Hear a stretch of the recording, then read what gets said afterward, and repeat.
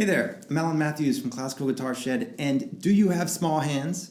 Because if you do, then you might be wondering, are you at a disadvantage on the guitar? What can you do if you have small hands to make guitar more easy and comfortable for you? And that's what we're going to be talking about in this video. If you enjoy it, please do subscribe to this channel.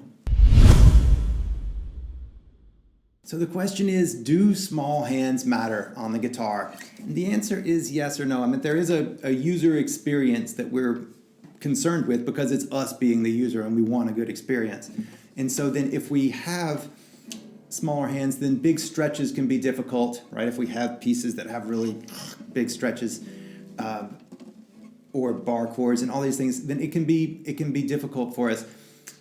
But then we can also look at kids that have small hands that just play like the wind, right? I mean, you can Google small children playing classical guitar, and there's tons of them that are playing incredibly advanced, difficult pieces, and they're kids and they have very small hands. So it is possible. The question is, what can you do to make it to where it's the best experience for you? And there are a few different suggestions. The first off is to use your hands to the best of their ability, and that means using good form. For instance, if you put this big knuckle of your finger right here against the side of the guitar, and you always play like this, if you play down like this, then you kind of have to do that. But if you are playing with an elevated neck like this, if you do that and you're like this, well then even if you have really large hands, your hands could be too small because your little finger can't reach where it wants to go, right? It can't reach all the way up there. So one of the things that you can do to maximize your chances of success is to use good form. Get this part of your hand parallel to the bottom of the neck. Get a nice C shape in your hand.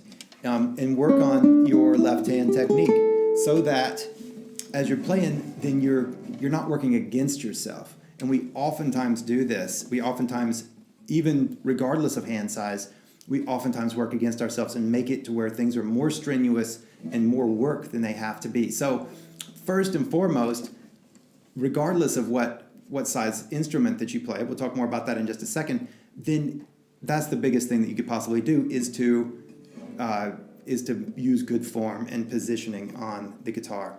The other thing is to not bring your thumb out to the side like this when you're playing. That's going to make your hand very small. Keep a nice C shape, keep your thumb behind your fingers, elevate your neck, that will also help. If your guitar is down here, it's going to be more difficult to play, even if it looks cooler on the YouTubes. You can also, in addition to using good form, which you should do anyway, you can also think about getting a smaller instrument. And there are a few different kinds you can get. Classical guitars, they're big, right? They have a big wide neck. Guitars in general, these are big instruments. And for most people on the planet, I suspect that they might be a little bit too big, especially steel string acoustic guitars, which have a smaller neck, but then the body's bigger. I think guitars in general are a little bit large for most people on the planet. But you can still use it, you can still play it. You can also get a smaller instrument. And so you could either get a smaller scale length. Scale is the length of the string, so from where the string gets stopped right here all the way back to the bridge down here. Then you can get one that's slightly smaller. So normal is 650 millimeters. That's a normal length.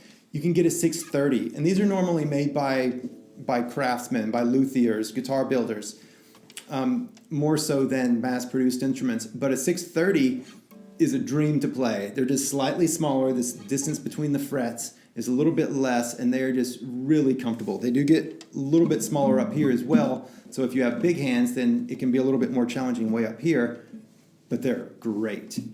So you might consider, if you're in the market for a custom-built instrument, you could consider getting a 630 or a shorter scale length like that.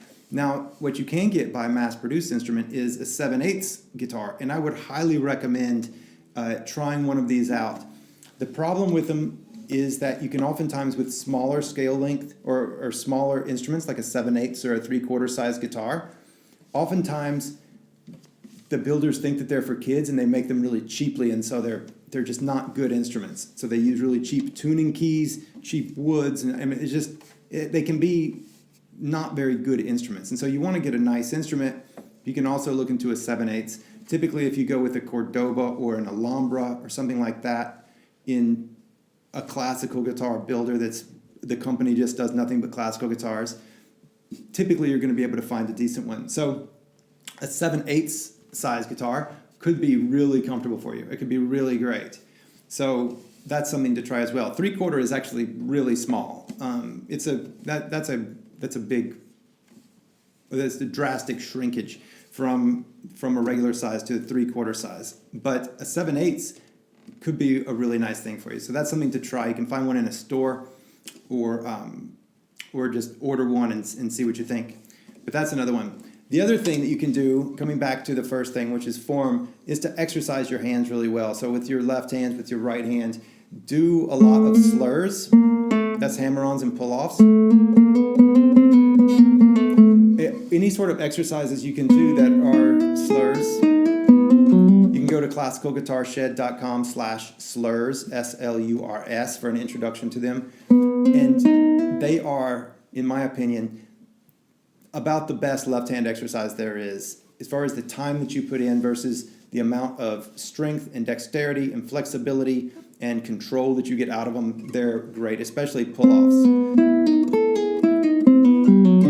So doing those as much as possible is going to help your overall hand tonus and your ability to do things. You can also work on stretch, but even that gets tricky. But you can always win by doing more left-hand exercises and slurs. You'll just get stronger and more flexible. Using good form and positioning, the world is your oyster. So I hope this has helped. If you have small hands, don't give up. Just use some good form, do some good exercises, and maybe look into a smaller instrument. All right, have fun. I hope that helps.